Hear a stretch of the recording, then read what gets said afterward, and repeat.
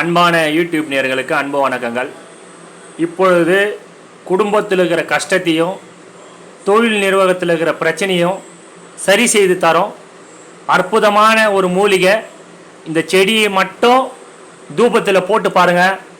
உங்கள் வாழ்க்கையில் இருக்கிற கஷ்டம் நஷ்டம் எல்லாமே விலகும். துர்தேவதைகள் விலகுவாங்க. உங்கள் குடும்பத்தில் இருக்கிற பிரச்சனைகள் படிப்படியாக விலகும். முயற்சி பண்ணி பாருங்க. ஒரு சாம்பிராணியில் எந்த பொருளை போட்டால் வாழ்க்கை பிரச்சனைகள் தீரும் என்றது முதல்ல பார்க்கணும். எல்லாத்தையுமே கலந்தா எது வேலை செய்யுதுன்னே தெரியாது. நான் சொல்கிற 3 பொருளை மட்டும் சேர்த்து பயனடைங்க. அதில் முதல் பால் சாம்பிராணி. உங்கள் இஷ்டம், 1/2 கிலோ வாங்கிக்கோங்க பால் சாம்பிராணி. அதுக்கப்புறம் குங்குலியம், கருப்பு குங்குலியன்னு ஒன்று இருக்கும், அதை வாங்கிக்கோங்க.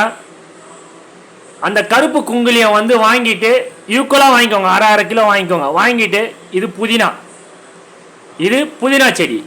இதில் ஒரு 2 கட்டு வாங்கிக்கோங்க புதினாவை வாங்கிட்டு இந்த இலையை மட்டும் தனித்தனியாக பிரித்து நிழலில் காய வைங்க, முறன்னு ஆகிறதுக்கு.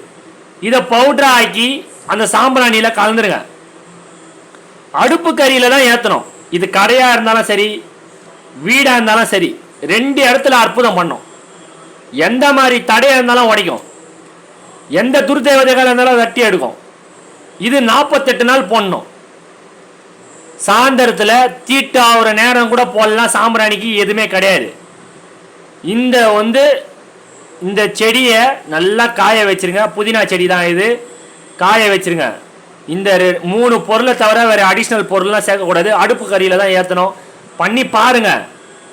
உங்களுக்கு 48 நாளுக்குள்ளேயே உங்கள் வீட்டில் ஒரு மகிழ்ச்சி கிடைக்கும். இது வாடகை வீடா சொந்த வீடா, வாஸ்து கோளாறு இருக்குது, என்ன வேணா இருக்கட்டும், இந்த செடிக்கு அற்புதமான ஒரு மெயின் செட்டப் தரோம். குடும்பத்தில் துர்தேவதைகளை வெளியே ஏற்றோம்.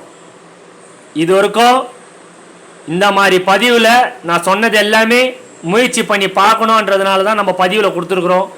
பண்ணி பாருங்கள். என்ன தடையாக இருந்தாலும் நல்ல சுபகாரியெல்லாம் நடக்கும், கெட்டதெல்லாம் விலகும். 48 நாள் கம்பல்சரி பண்ணணும். 48 நாள் அந்த மாதவிடாயை விட்டுட்டு கூட நீங்கள் பண்ணணும். ஒரு சந்தேகம் இருந்ததுன்னா திருப்பி அதுலேருந்து ஸ்டார்ட் பண்ணுங்கள். கவுச்சி சாப்பிடும்போது பண்ணலாமான்னா கவுச்சி சாப்பிடு. சாம்பிராணிக்கு நான் என்ன சொன்னேன்னா 6 மணிக்கு மேலே ஏற்றணும். 6 மணினா 6லேருந்து 7 மணிக்குள்ளேயே சாம்பிராணி ஏற்றி காமிச்சிடணும். இந்த மாதிரி முயற்சி பண்ணி பாருங்கள். உங்களோட மாற்றம் உங்கள் கையிலே தெரியும். இந்த வீடியோ பிடிச்சா லைக் பண்ணுங்கள், ஷேர் பண்ணுங்கள், சப்ஸ்கிரைப் பண்ணுங்கள். மிக்க நன்றி.